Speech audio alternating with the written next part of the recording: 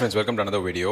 ஒரு நபர் வந்து பார்த்தீங்கன்னா 75 கோடி ரூபா வந்து ஆனுவல் இன்கமாக வந்து வாங்கியிருக்கிறாரு. அப்போ மாசத்துக்கு கணக்கு போட்டு பார்த்தீங்கன்னா 6.25 கோடி 6.25 crores வந்து அவரோட மந்த்லி சேலரியா வந்து அவர் வாங்கியிருக்கிறாரு. அந்த நபருடைய பேர் என்ன, அவர் யாரு, அவருடைய தற்போதைய நிலை என்ன அப்படிங்கறத இந்த வீடியோல நம்ம வந்து பார்க்க போறோம். பிரகாஷ் ஷா இந்த நபர் வந்து யாருன்னு பார்த்தீங்கன்னா ரிலையன்ஸ் இண்டஸ்ட்ரியோட ஃபார்மர் வைஸ் பிரசிடென்டா இருந்தவர். திரு முகேஷ் அம்பானி அவர்களுடைய ரொம்ப நெருக்கமான ஒரு நபர்னு இவரை வந்து சொல்றாங்க. அண்ட் முகேஷ் அம்பானி அவர்களுடைய ரைட் ஹேண்ட்னு சொல்றாங்க. அவர் ரிலையன்ஸ் இண்டஸ்ட்ரியில வந்து பாத்தீங்கன்னா வைஸ் பிரசிடென்ட் மட்டும் இல்லாம நிறைய டாப் ரோல்ஸ் வந்து அவர் பிளே பண்ணிருக்காரு. 40 வருஷத்துக்கு முன்னாடி வந்து பாத்தீங்கன்னா பாம்பே ஐஐடில அவர் வந்து பேச்சுலர்ஸ் அண்ட் மாஸ்டர்ஸ் வந்து கம்ப்ளீட் பண்ணிருக்காரு கெமிக்கல் இன்ஜினியரிங். ஸோ அவர் வந்து ஒரு ஐஐடி அலுமினஸ்னு நம்ம வந்து சொல்லலாம். அண்ட் அவர் தான் வந்து பாத்தீங்கன்னா ஃபர்ஸ்ட் ஜெனரேஷன் இன்ஜினியர் அவரோட ஃபேமிலிலேயே. கடைசியா அவர் வந்து ரிட்டையர்ட் ஆகிறப்போ அவருக்கு மாச சம்பளம் வந்து பாத்தீங்கன்னா 6.25 கோடி. ஸோ எவ்வளவு பெரிய ஒரு சம்பளம் அப்படிங்கிறத பார்க்கணும். அண்ட் ஆல்சோ அவருடைய அந்த ரோல் ரிலையன்ஸ் இண்டஸ்ட்ரியில ரொம்பவே முக்கியத்துவமா வந்து இருந்திருக்கு. இப்போ ரீசெண்டா வந்து பாத்தீங்கன்னா பிரகாஷ் ஷா அப்படிங்கிறவரும் அவங்க வைஃப் நைனா ஷா ரெண்டு பேருமே வந்து பாத்தீங்கன்னா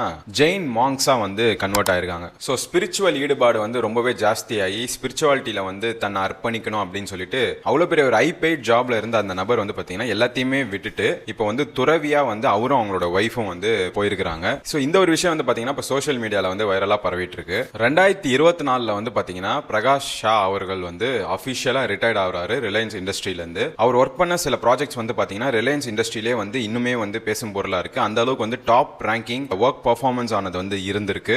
அதுல குறிப்பிட்டு சொல்லணும்னா Jamnagar petcoke gasification plant and overseeing petcoke marketing operations. இது வந்து பாத்தீங்கன்னா ரொம்ப முக்கியமான ஒரு ப்ராஜெக்ட் ரிலையன்ஸ் இண்டஸ்ட்ரியில. அவர் வந்து இதை எடுத்து ரொம்ப நல்லாவே செஞ்சிருந்திருக்கிறாரு. அவர் இருக்கிற காலகட்டத்தில் எந்த ஒரு கம்பல்ஷனுமே இல்லாம அவரே மனமுகந்து நான் வந்து துறவியா போறேன் அப்படின்னு சொல்லிட்டு அவரும் அவங்களுடைய மனைவியும் வந்து காலில் இப்போ செருப்பு கூட போடுறது இல்லை, ட்ரெஸ் கூட வந்து ஜெயின்ஸ் வந்து என்ன ட்ரெஸ் போடுவாங்களோ அந்த ட்ரெஸ் தான். யோசிச்சு பாருங்க, மாசம் வந்து 6.25 கோடி 6.25 crores earn பண்ண ஒரு நபர் வந்து இப்போ காலில் செருப்பு கூட இல்லாம அவர் வந்து ஆன்மீகம் மேல இருந்த அந்த ஈடுபாடுல வந்து பாத்தீங்கன்னா இப்போ எல்லாத்தையுமே விட்டுட்டு அவரும் அவர் மனைவியும் வந்து இப்போ ஜெயின் மாங்கா டிரான்ஸ்ஃபார்ம் ஆயிருக்காங்க. ஸோ நம்ம எல்லாருமே வந்து பாத்தீங்கன்னா காசு சம்பாதிக்கணும், பெரிய ஆள் ஆகணும்னு சொல்லிட்டு நம்ம ஓடுறோம். பட் இந்த நபருடைய அந்த பொசிஷன் ஆனது வந்து பாத்தீங்கன்னா ரொம்பவே ஹை ப்ரொஃபைல் ஒரு பொசிஷன்ல இருந்திருக்காரு. அவர் நினைச்சிருந்தா எப்படி வேணா லக்ஸரியா வந்து இப்ப வாழ்ந்திருக்கலாம். பட் கடைசியா அவர் சூஸ் பண்ண பாதை என்னன்னு பாத்தீங்கன்னா ஸ்பிரிச்சுவாலிட்டி தான். பிரகாஷ் ஷா அவர்கள் வந்து பாத்தீங்கன்னா தீக்ஷா அப்படின்னு சொல்லக்கூடிய அந்த மோனாஸ்டிக் லைஃப் ஸ்டைல வந்து ஈடுபாடு எடுத்துக்கிறேன் 7 வருஷத்துக்கு முன்னாடியே வந்து